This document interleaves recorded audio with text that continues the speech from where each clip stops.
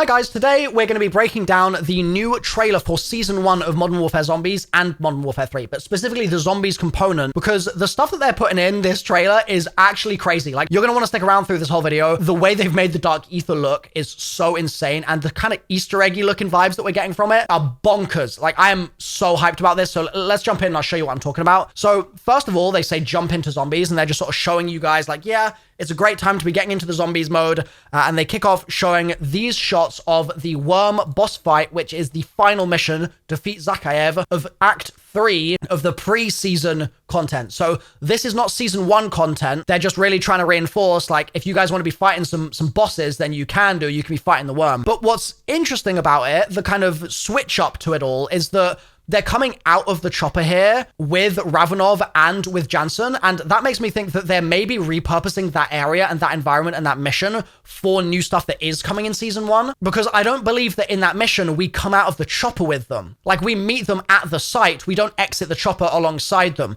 This, however, is a shot from earlier in the mission. We then see the crates bust open, that happens in the mission as well. This is also from a previous mission, although Burger Town is there, and I don't remember Burger Town being there. Am I tripping? Is that a new thing? Can't remember. Mega Bomb looking crazy. Zombies running around looking crazy with Dark Aether crystals everywhere, which is also interesting. And then we see the Worm, which is none other than the Worm that I took down now. I think it's like 3 weeks ago today. Oh, how far we've come in that time. Using the Scorcher to take it out. Love that. And this shot makes me think, because, like, I mean, are you going in the Worm's mouth to get in the Dark Aether portals? Like, is that what's happening here? Anyway, the trailer then goes through a bunch of Urzikstan stuff for Warzone, and obviously we've been playing on Urzikstan for the past couple of weeks in Modern Warfare Zombies, so none of that stuff's really that crazy to see, or at least it's not that crazy to me. But then we get to the Dark Aether Rifts, and boy, I cannot tell you how excited I am for this now, and how I had my expectations so low before, and Call of Duty have changed that around in an instant. So it starts off here with what is very clearly a portal,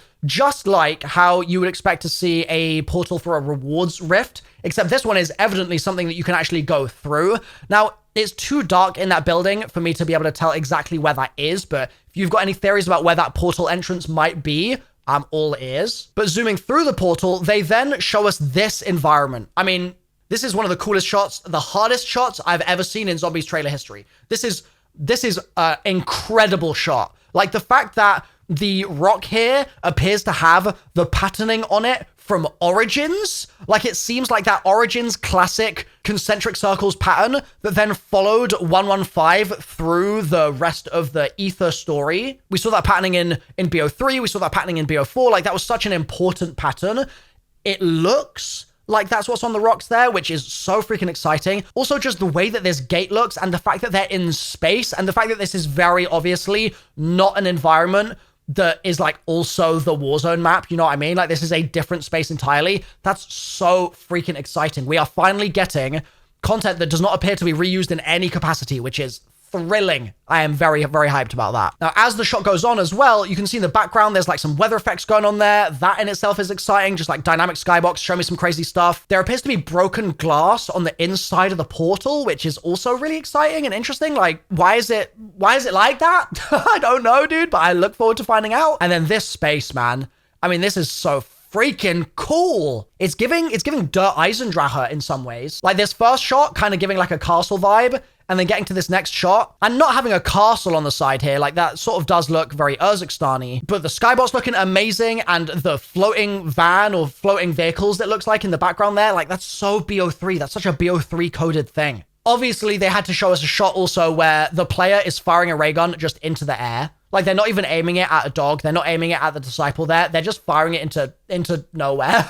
And am I crazy, or is there like a plane in the background? Just like suspended in thin air? Like, why is there an aeroplane just hanging out there? And is the Dark Aether here meant to be like an earthly thing or not? And also, what's this green power-up looking thing that's floating around in the sky back there? It's not part of the ray gun shot. It's static. Is that a power-up amongst the rocks? And does that mean that we can bounce between the rocks somehow in like some kind of crazy jump pad system, or honestly, potentially with the Scorcher.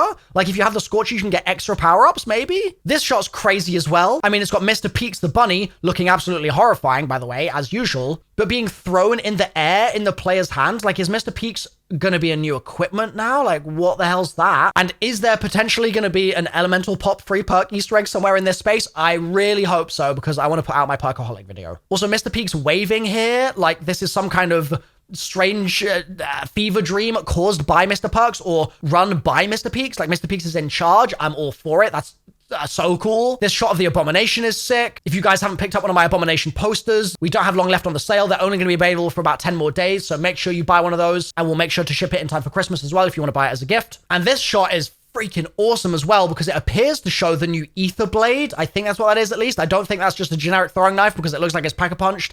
So I think that this is the new Aether blade equipment, which I've already talked about in a leaks video. Link on screen if you want to see that. And as they throw it, it kind of boomerangs to the Abomination and then back again, very much in like a sort of Hell's Redeemer, Hell's Retriever kind of style. So that's cool that they're bringing that kind of vibe back. And in the background here, we can see more of this castle, and just a couple things to point out. It looks like that might be a wall weapon in the top left. And also, for anyone that's wondering, like, is this still Al Mazrah? Are we in a completely different environment? Is this rural England? Is this Milton Keynes? I know that you might think that just by the decor and the fact that there's zombies running around, but no, it does appear that we are still indeed in Urzikstan. Did I say Al Mazrah? I meant Urzikstan. It's just a dark ether-fied version. And there are a couple other things that I'm really curious about in this trailer, like this, for example, on the right-hand side.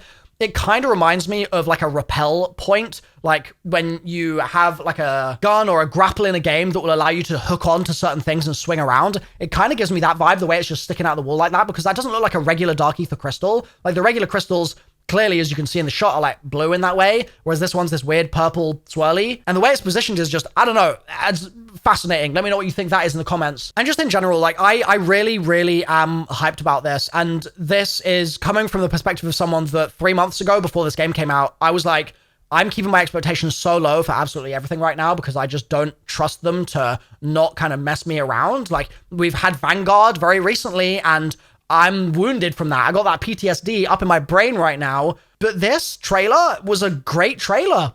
I'm just going to say it was a great trailer, and it's building on what's already a solid foundation for the mode. And so I'm hyped, man. I'm hyped. And I'm going to be going into this on the 6th, very excited and pumping out a bunch of content. So make sure you're subscribed. If you haven't subscribed yet, what you doing? Like, you need to sort it out. Seriously, if you're not subscribed yet. I've been posting every single day since launch, all sorts of Modern Warfare 3 Zombies news, tips, leaks, gameplay, Easter egg guides, all sorts of stuff. So sub if you haven't already, drop a like on the video if you're excited as well, and let me know, what do you feel like is the most important thing that needs to be in this update in order for Season 1 to be like successful and to keep you playing? Because I think that people, when they played Modern Warfare 3 Zombies for the first time at launch, were like, yo, this is actually pretty sick, but I'm very curious how long that's going to last and how replayable it's going to be. So what does this need to have to be replayable for you? Is it just lots of acquisition schematics? Let me know in the comments down below, and I'll see you guys next time. Bye for now.